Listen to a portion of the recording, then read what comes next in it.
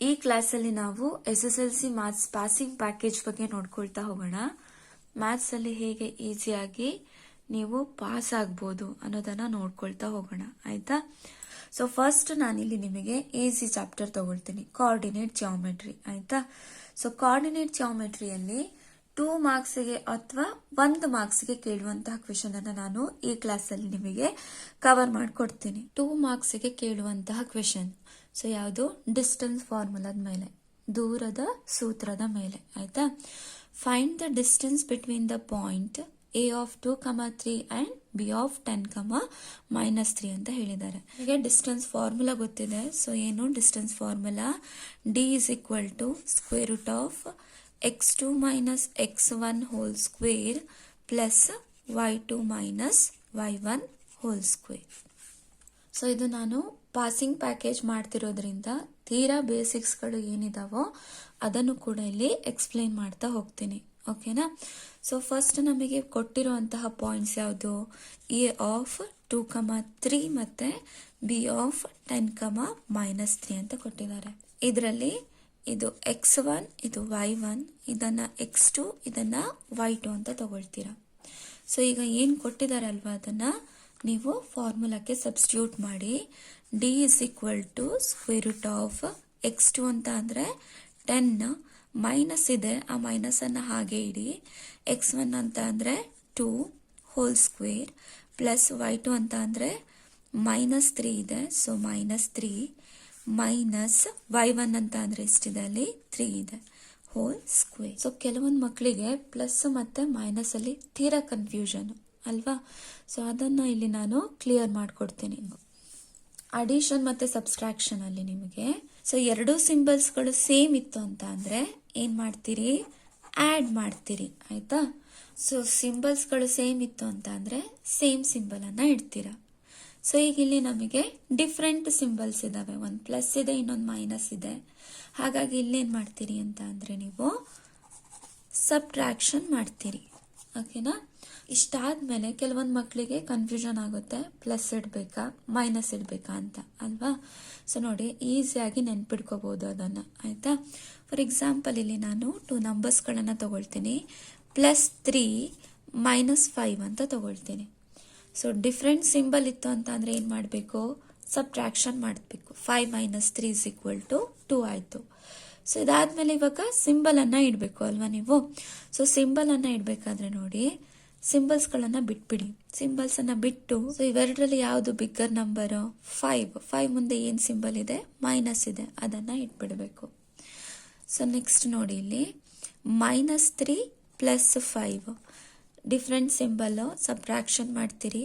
So 2 answer ಬಂತು. So ಇಲ್ಲಿ bigger number 5 ಇದೆ, ಸೊ ಅದ್ರ ಮುಂದೆ ಏನಿದೆ? ಇಲ್ಲಿ ಪ್ಲಸ್ ಇದೆ, ಅದನ್ನಿಟ್ರೆ ಆಯ್ತು.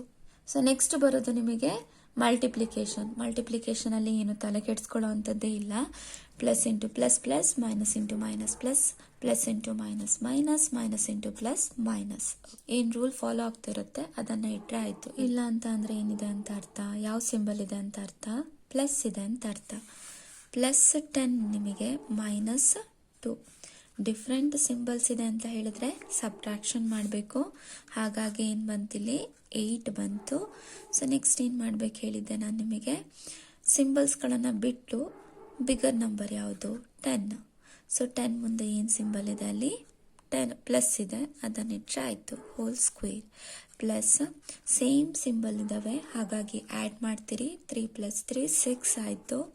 ಸೊ ನೆಕ್ಸ್ಟ್ ಏನು ಹೇಳಿದ್ದೆ? ಸೇಮ್ ಸಿಂಬಲ್ಸ್ ಇತ್ತು ಅಂತ ಅಂದರೆ ಸೇಮ್ ಸಿಂಬಲನ್ನು ಇಡಬೇಕು.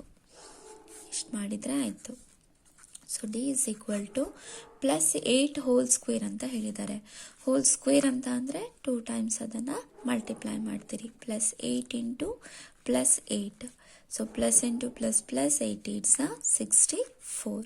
So 64 plus -6 whole square, -6 into -6, minus into minus plus 6 × 36. So 64 + 36 100 ಆಯಿತು.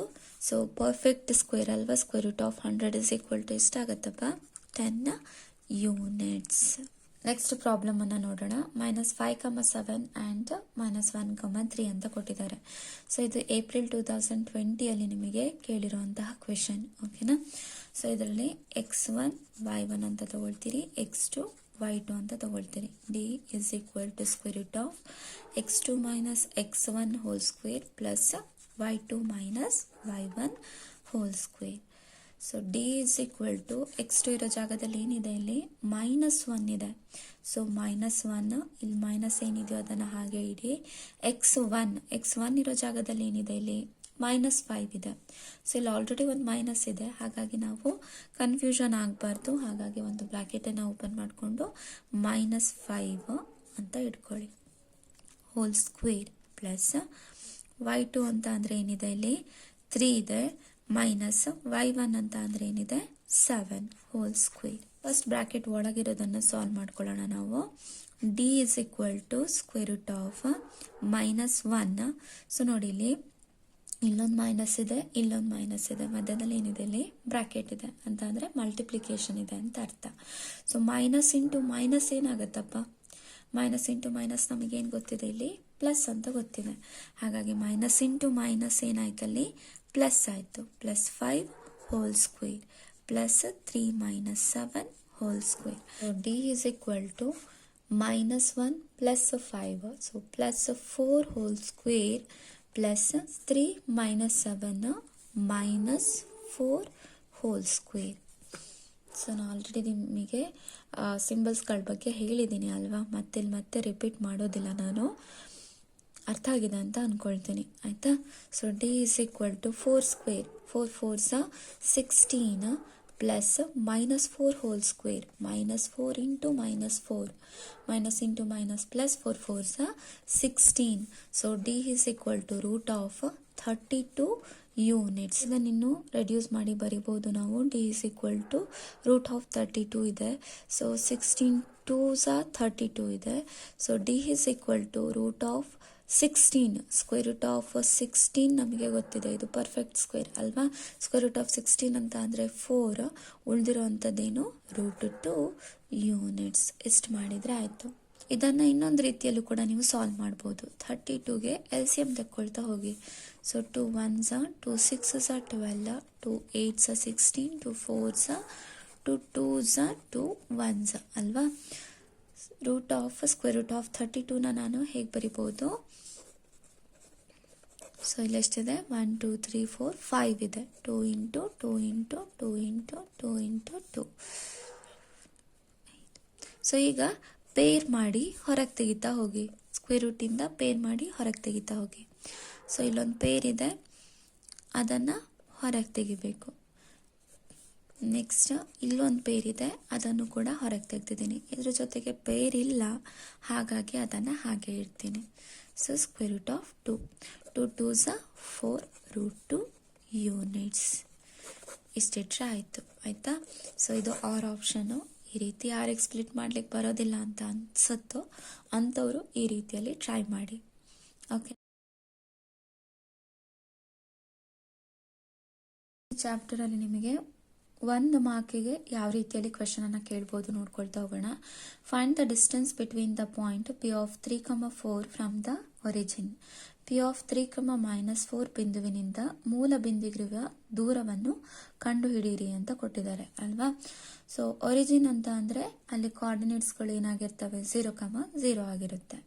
So formula D is equal to x2 square plus y2 square.